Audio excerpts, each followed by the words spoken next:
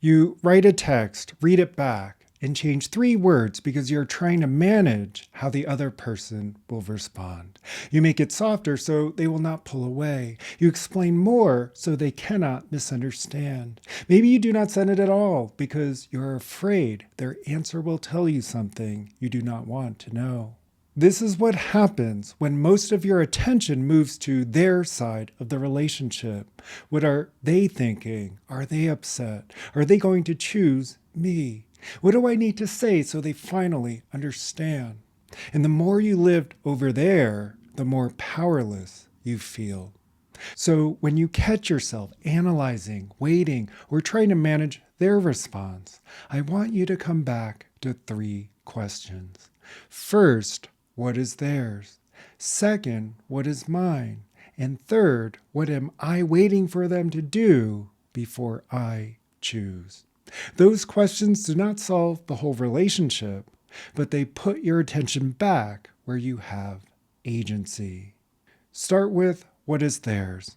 Their honesty is theirs. Their readiness is theirs. Their capacity to have the conversation, take responsibility, or choose the relationship, that is theirs. You can influence those things. You can ask, you can listen, you can make a request, but you cannot train another person's willingness. And this is where people exhaust themselves. They keep trying to create peace by managing what someone else does. They try to create clarity by getting the other person to explain. They try to create security by getting the other person to choose. That will not work because all of your effort is being invested in the place where you have the least control. Now, the second question, what is mine?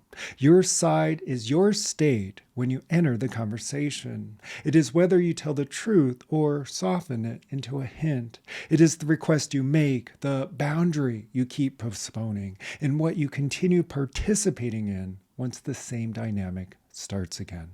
Your side is not the whole relationship, and it does not mean everything is your fault. That distinction is important. If someone is inconsistent, dishonest, dismissive, or unclear, their behavior matters. Coming back to your side does not excuse them. It gives you somewhere real to stand while you decide what their behavior means for you. Agency is not blame. Blame says, this is all because of me.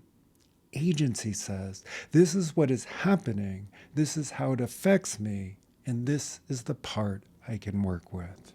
So look at what is actually yours. Can you say what is true without trying to control the response?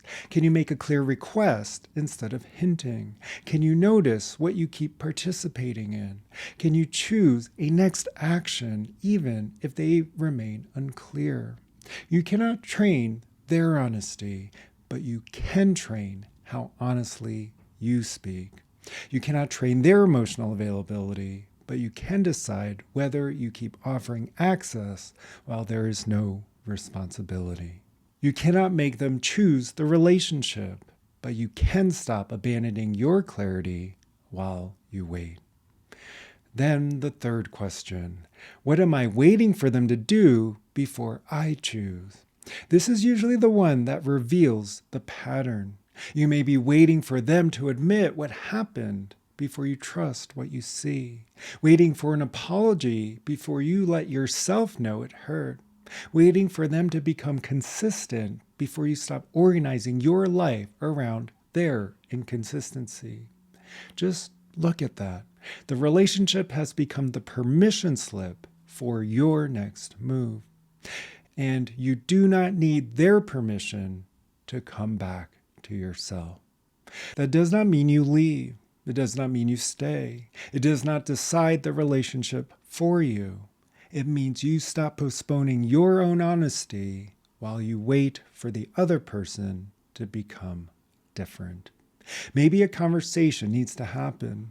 Maybe a request needs to be made. Maybe you need to observe what they do next. Or maybe you already have enough information and the next step is yours. The point is not to force a decision. The point is to see where you have made their decision a condition for your clarity. Now, the relationship becomes practical because you are no longer only asking, what are they doing? You are also asking, what am I practicing? Am I practicing honesty or waiting? Am I practicing courage or rehearsing a conversation I refuse to have?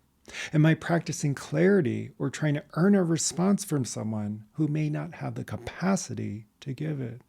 Whatever you repeatedly practice becomes part of the relationship.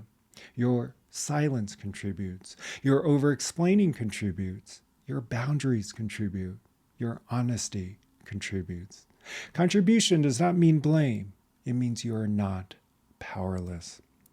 So the next time you notice yourself reading their tone, replaying the conversation, or rewriting the text for the 5th time, pause. What is theirs? What is mine? What am I waiting for them to do before I choose? You can care about them and still return to your side. You can want the relationship and still tell the truth. You can be affected by their behavior without making their behavior the only place where change can happen. So if you want help applying these questions to one important relationship, take the relationship pattern quiz linked below. It is reflective, not diagnostic. It will help you notice what you may be practicing, avoiding, or waiting for inside that relationship. And if you want to train a different way of showing up, not just understand it, that deeper process is what the relational key is built for.